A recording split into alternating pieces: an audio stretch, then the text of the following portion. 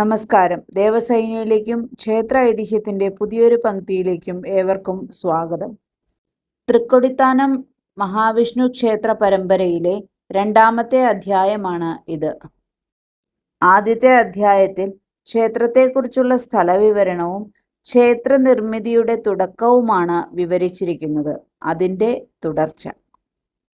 പ്രധാന ശ്രീകോവിലിൽ തന്നെ തെക്കുഭാഗത്ത് ദക്ഷിണാമൂർത്തി ഭാവത്തിൽ ശിവനും ഗണപതിയും പ്രതിഷ്ഠിക്കപ്പെട്ടിരിക്കുന്നു. ഒരു ചെറിയ ദ്വാരത്തിലൂടെ നോക്കിയാൽ മാത്രമേ അവരെ കാണാൻ കഴിയൂ. ശൈവ വൈഷ്ണവ സംയോഗത്തിന്റെ പ്രതീകമായിരിക്കണം ഈ പ്രതിഷ്ഠയ്ക്ക് പിന്നിൽ. ശ്രീകോവിലിനു ചുറ്റും അകത്തെ ബലിവട്ടം പണിതിരിക്കുന്നു. അഷ്ടദിക്പാലകർ, സപ്തമാതൃക്കൾ, വീരഭദ്രൻ, ഗണപതി, ശാസ്താവ്, സുബ്രഹ്മണ്യൻ, ദുർഗ, ബ്രഹ്മാവ്, നിർമാല്യധാരി, ഇവിടെ വിശ്വക്സേനൻ തുടങ്ങിയവരെ പ്രതിനിധീകരിക്കുന്ന ബലിക്കല്ലുകൾ ഇവിടെയുണ്ട്. ശിവേലി സമയത്ത് ഇവിടെ ബലി തൂകുന്നു. ബലിക്കല്ലുകളിൽ ചവിട്ടുന്നതും കൈതൊട്ട് തലയിൽ വയ്ക്കുന്നതും തെറ്റായി കണക്കാക്കപ്പെടുന്നു. മറ്റ് ക്ഷേത്രങ്ങളിൽ നിന്ന് വ്യത്യസ്തമായി നിർമാല്യധാരിക്ക് പ്രത്യേക വിഗ്രഹവും ഉണ്ട്. ഇവിടെ 2 കൊടിമരങ്ങളുണ്ട്. കിഴക്കേ നടയിൽ മഹാവിഷ്ണു പ്രതിഷ്ഠയ്ക്കും പടിഞ്ഞാറേ നടയിൽ നരസിംഹ പ്രതിഷ്ഠയ്ക്കുമാണ് ഈ 2 കൊടിമരങ്ങൾ. ഗരുഡ രൂപങ്ങൾ രണ്ടിനും മുകളിൽ കാണാം. കിഴക്കേ നടയിൽ സ്വർണ്ണക്കൊടിമരവും പടിഞ്ഞാറേ നടയിൽ പിച്ചളക്കൊടിമരവുമാണ്. കിഴക്കേ നടയിലെ കൊടിമരത്തിനു പിറകിൽ ബലിക്കൽപുര സ്ഥിതി ചെയ്യുന്നു. ഇവിടെയാണ് പ്രധാന ബലിക്കല്ലുള്ളത്. ശിവേലിക്ക് അവസാനം ഇവിടെയാണ് ബലി തൂകുന്നത്. 8 അടിയോളം വരുന്ന ഭീമാകാരമായ ബലിക്കല്ല് പുറത്തുനിന്നുള്ളവരുടെ കാഴ്ച മറച്ചുകൊണ്ട് നിൽക്കുന്നു. ഏണിചാരി നിന്നാണ് ബലി തൂകുന്നത്. ബലിക്കൽപുരയുടെ മച്ചിൽ അഷ്ടദിക്പാലക രൂപങ്ങൾ കാണാം. കിഴക്കേ നടയിൽ വലിയ ആനക്കൊട്ടിലുണ്ട്. ഇവിടെ വെച്ച് വിവാഹം, ചോറൂണ്, തുലാഭാരം, അടിമകിടത്തൽ, ഭജന എന്നിവ നടത്തപ്പെടുന്നു.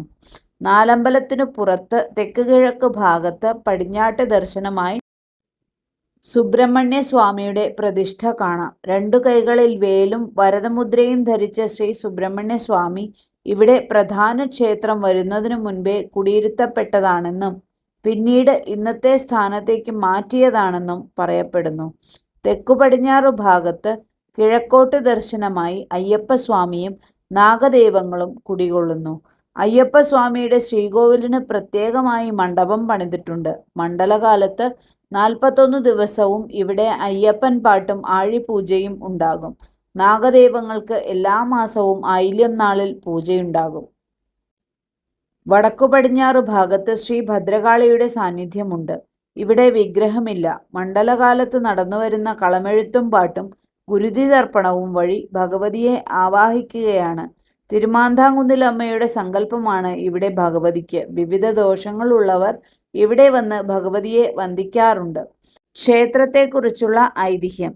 പാണ്ഡവരിൽ ഇളയവനായ സഹദേവനാണ് ഈ ക്ഷേത്രം നിർമ്മിച്ചതും ആരാധിച്ചു പോന്നതും എന്ന് വിശ്വസിക്കപ്പെടുന്നു. അതിൻ പ്രകാരമുള്ള ഐതിഹ്യം ഇങ്ങനെ. ശ്രീകൃഷ്ണന്റെ സ്വർഗാരോഹണത്തിന് ശേഷം പാണ്ഡവർ തങ്ങളിൽ 3ാമനായ അർജുനന്റെ പൗത്രനായ പരീക്ഷിത്തിനെ രാജ്യഭാരമേൽപ്പിച്ച് ദ്രൗപദി സമേതരായി തീർത്ഥാടനത്തിന് പുറപ്പെട്ടു. ഈ യാത്രയിൽ അവർ ഒരുപാട് സ്ഥലങ്ങൾ സന്ദർശിച്ചു. കൂട്ടത്തിൽ അവർ ഭാർഗവ ക്ഷേത്രത്തിലുമെത്തി. തങ്ങളുടെ തേവാരമൂർത്തികളെ ഉചിതമായി ക്ഷേത്രം പണിത് പ്രതിഷ്ഠിക്കാനായിരുന്നു അവരുടെ തീരുമാനം. അതനുസരിച്ച് മൂത്തവനായ യുധിഷ്ഠിരൻ ചെങ്ങന്നൂരിലെ തൃച്ചിറ്റാറ്റും, 2ാമനായ ഭീമസേനൻ അടുത്തുള്ള തൃപ്പുലിയൂരും, അർജുനൻ തിരുവാറന്മുളയിലും 4ാമനായ നകുലൻ തിരുവൻവണ്ടൂരിലും പ്രതിഷ്ഠ നടത്തി. എന്നാൽ സഹദേവന് മാത്രം സ്വന്തമായി വിഗ്രഹം ഉണ്ടായിരുന്നില്ല. അതിൽ മനംനൊന്ത സഹദേവൻ തീയിൽ ചാടി ആത്മഹത്യ ചെയ്യാൻ തീരുമാനിച്ചു.